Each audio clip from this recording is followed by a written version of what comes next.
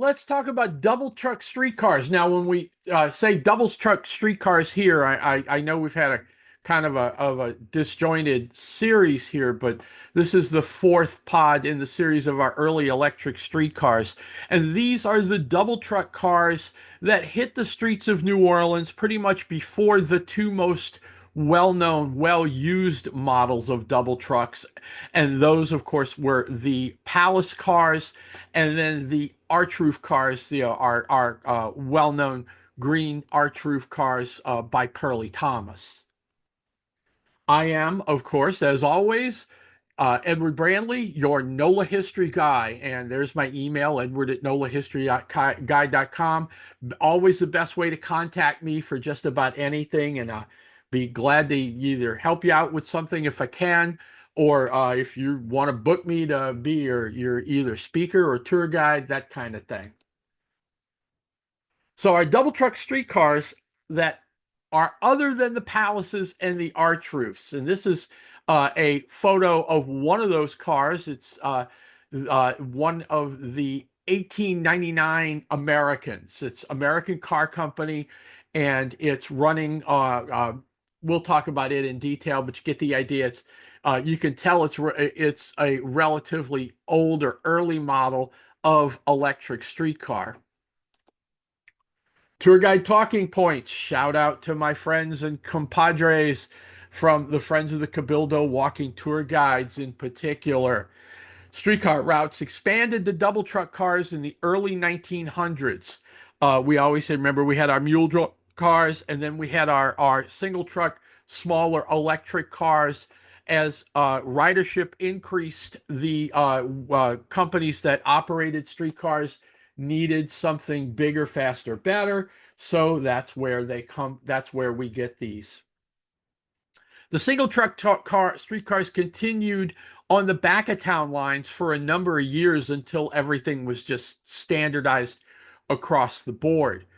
New Orleans operating companies tried a number of different double truck models over time, and eventually, by 1923, NOPSI settles on the Pearlie Thomas arch roof cars across the system. In addition to the Pearlie Thomas cars, as those are coming into service, the Palace cars from 1905 left service in 1935. NOPSI just phased out everything by that wasn't one of the arch roof cars by that time. So here we go. The other double truck cars. The first of the other double truck cars is were the Pullman cars. They're designed and built by the Pullman Company. Yes, that's the same Pullman Company that makes the rail cars and operated the sleeping cars on passenger rail. They were into construction of those as well, and branched out into street rail, making various models of streetcars. This particular model was purchased by the St. Charles Street Railroad in 1895, and they began operation in 1896. They were also operated by the Crescent City Railroad Company in 1890, which acquired theirs in 1895. Now, remember, these are different railroad companies. This is before consolidation for the most part. These are relatively small for these cars were relatively small for double truck cars. They had a seating capacity of 28, and they left service in 1918.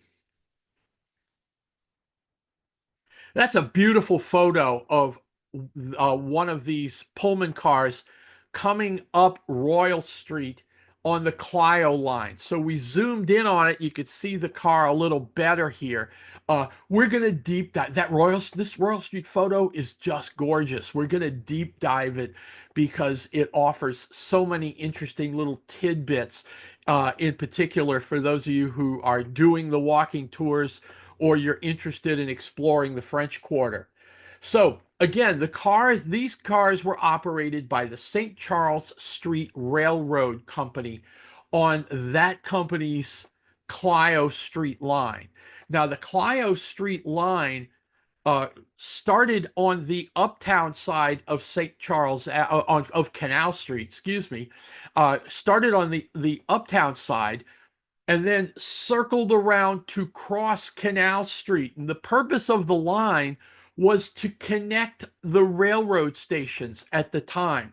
And that was the New Orleans, Jackson, and Great Northern Station that's on the uptown side of Canal Street. That's where the Illinois Central Railroad Depot was. And the forerunner of that, of course, was the New Orleans, Jackson, and Great Northern Railroad. It then doubled back and went across Canal Street on Carondelet to Bourbon, crosses Canal Street, and then goes down Bourbon almost all the way to, well, down Esplanade, and then almost all the way to Elysian Fields, which is where the Pontchartrain Railroad station was, close to Elysian Fields and Charters.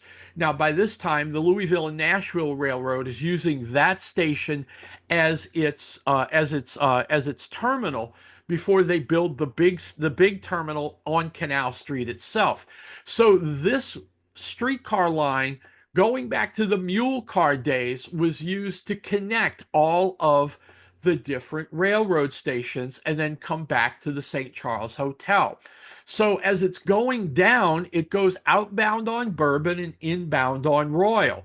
And that particular path continues all the way through the Desire line. And we'll get into that in some more detail in another series. This is a Library of Congress photo. And like I said, we'll be deep diving it as we go. You can see that the car is an open vestibule car, not exactly comfortable on a rainy day for the motorman. In addition to the Pullman cars, other companies were acquiring different models of electric streetcar. This is the 1899s from the American Car Company. Now, the American Car Company sublet the work to Brill because things were getting busy for them. You can see this is another early design. It's an open vestibule car up front.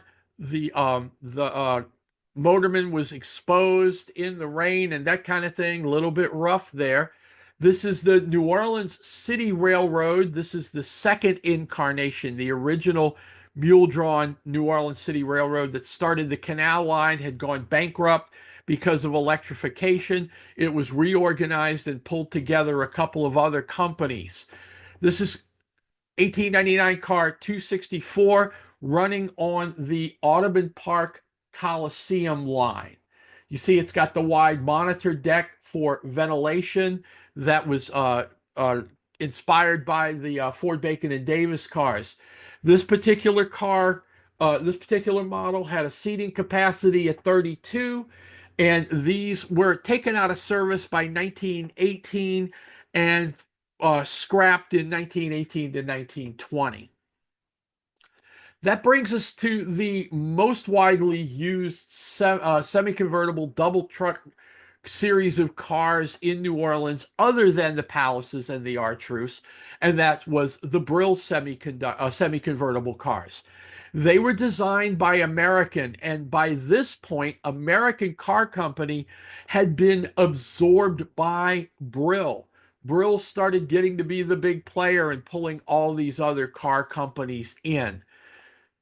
The semi-convertibles first ran on the Coliseum line and then later on the Louisiana line. This is 1906. This is New Orleans Railway and Light Company is the operating company. They're wood frame cars with a steel underframe.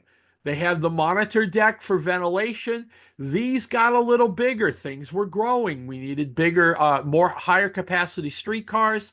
And you can see that this is a colorized photo that was sold as a postcard.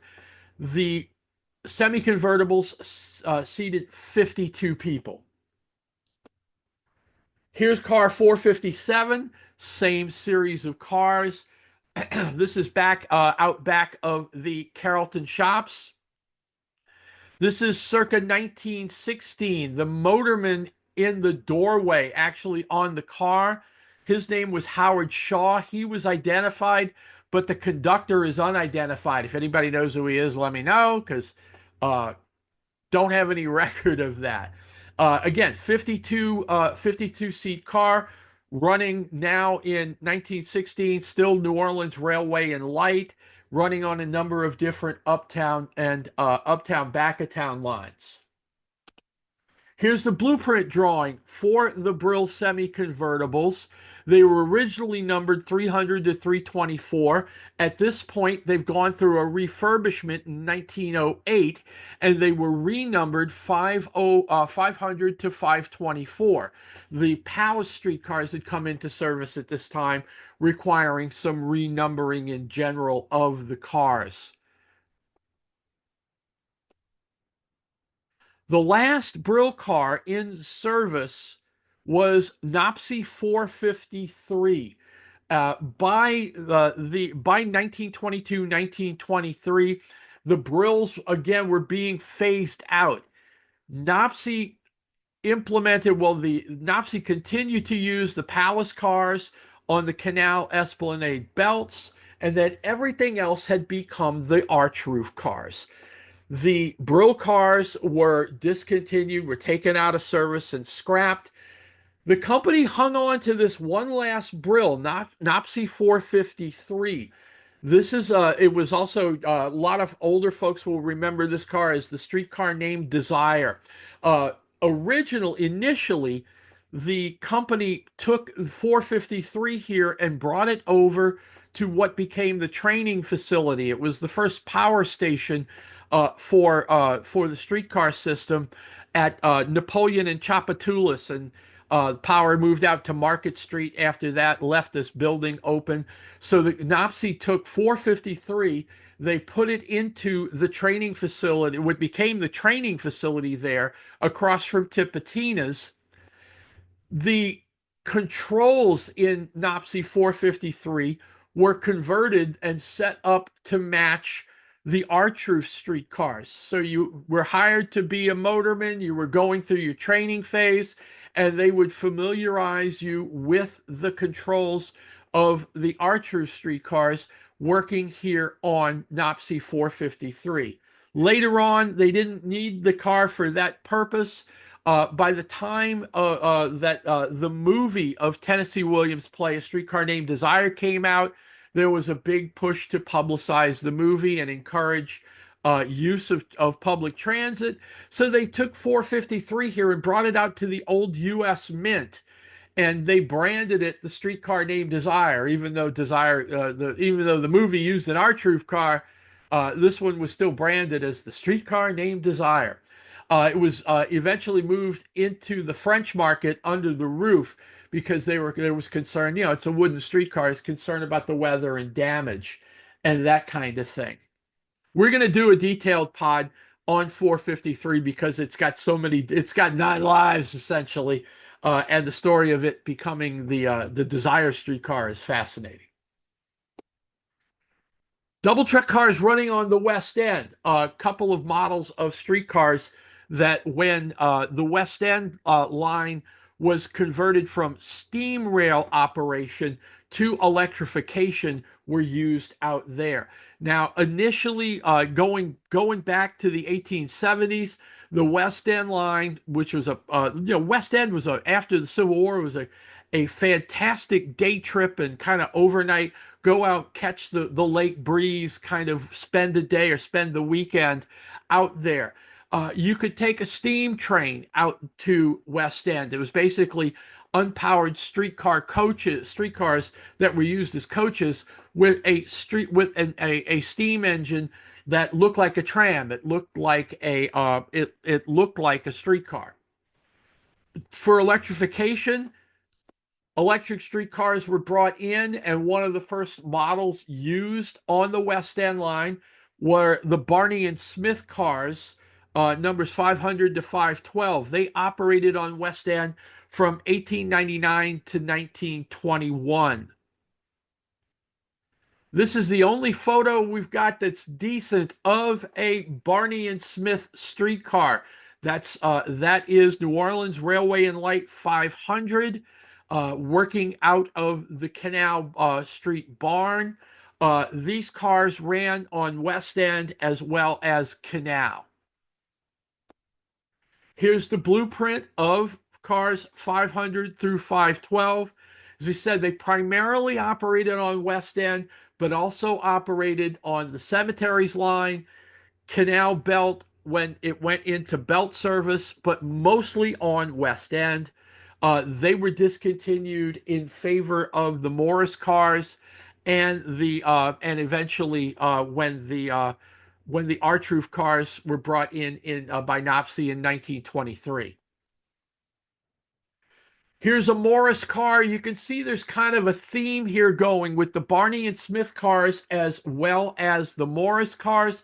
All of these cars are inspired by the American car company Palace Cars from St. Louis. We did the whole pod on the Palace cars because they were just magnificent and they were used extensively on Canal and the Canal Belt. The Morris cars were locally produced, kind of, using that same inspiration from the St. Louis, Missouri cars. Here's the blueprint of the Morris cars. You can see very, very similar to the Palace models. The Morris cars are a local product. They were named for master mechanic E.J. Morris of the Canal Shops, who was influential in the design and building of them. The cars were built at the Canal Shops from 1902 to 1904. They ran on West End as well as the cemeteries and the belt service. You can see they're inspired by the 1899 Americans, which were then the 1899 Americans. American Car Company takes that car and expands that out into their 1905 Palaces. These cars were in service until the late 1920s. Several of them were kept around into the early 1930s, but by then NOPSI really didn't have a use for them, so they were scrapped. The last of the cars were scrapped in 1934. Yeah, short pod this week in terms of the content, but we wanted to cover these cars because they were really heavily used until the palaces and the arch roofs come in and essentially take over operations in the city. A reminder again about the books on streetcars that if you're into this, even just a little bit, you're going to want these books. So here's Streetcars of New Orleans by Lewis Hennick and Harper Charlton. You can see, look, that does that photo look familiar? That's that Pullman car from the beginning of the pod here. This is, we affectionately call this book, of course, the Green Streetcar book because they use that arch roof green color scheme that NOPSI used as an overlay here for the book. Like I said, this particular Royal Street photo is gorgeous, and we're going to deep dive it later. But you want the Hennick and Charlton book if you're doing any kind of deeper research, or even if you're just a streetcar fan. The stories that Hennick and Charlton tell are fantastic. It's still continue to be published by Pelican Publishing, which is now part of Arcadia Publishing, available at all your usual suspects. The Hennick and Charlton book stops at the discontinuance of the Canal Streetcar line conversion to buses in 1964. Earl Hampton picks up the story in 2010 with his Streetcars of New Orleans 1964 to present. Earl basically picks up the story at that point. In 1965, Harper Charlton passed away, but Lewis Hennick was around, and Earl was in communication with Lewis extensively. And Earl is an incredible a wealth of knowledge on streetcars. So he continued the story, picking up with the discontinuance of Canal, coming all the way to the red streetcars, which is, of course, why we call Earl's book the Red Streetcar book, with the 400 series Riverfront cars and the 2000 series Von Dullen cars. My book, New Orleans, the Canal Streetcar Line, came out in 2004 with the return of streetcars to the Canal Line. in May of 2004. It's part of Arcadia Publishing's Images of America series. That photo you see there is from 1914, so it's before the arch roof cars were in extensive use on the canal line. This is still kind of the palace car era. The Lots of good history, great photos here. Was very, very proud of how that book came out. Greetings from NOLA. Shout out again to greetingstour.com, at greetingstour on Instagram. These folks went all around the country painting murals on walls in different cities that are homages to the old Kirk Tyke postcard. Greetings from Cincinnati, greetings from Brooklyn, greetings from New Orleans postcards that were just sold like crazy in the 1930s and 1940s. This particular mural is on it's on St. Joseph and Magazine Streets. A word from your sponsor. Buy my books, please. Yeah, Brothers of Sacred Heart New Orleans is the story of my high school and its forerunners, Brother Martin out in Gentilly. The streetcar book we talked about, New Orleans and Canal Streetcar Line, Maison Blanche Department Stores. Mr. Bingle is Chapter 3. New Orleans Jazz, really great overview. The only thing that's missing is sound, of course, because it's a book. Legendary Locals of New Orleans is a who's who of about 180 people, 200, closer to 200 folks over the 300 plus year of history of the city. Krause, the New Orleans Value Store, is a History Press Lost series book about the store that was at 1201 Canal Street from 1903 to 1997. We did the book in 2017. Really fun to deep dive more into Canal Street retail history, as well as Jewish community and Jewish retail history as well. Come to the end of this little short pod. Of course, you can find everything NOLA History Guy on the website, nolahistoryguy.com, or all social media platforms. We're at NOLA History Guy on social media.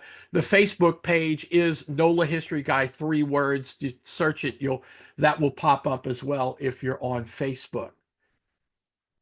Thanks for joining us for this pod. And of course, shout out to the folks that did my favorite PowerPoint template for these presentations, this parchment template that is in Creative Commons.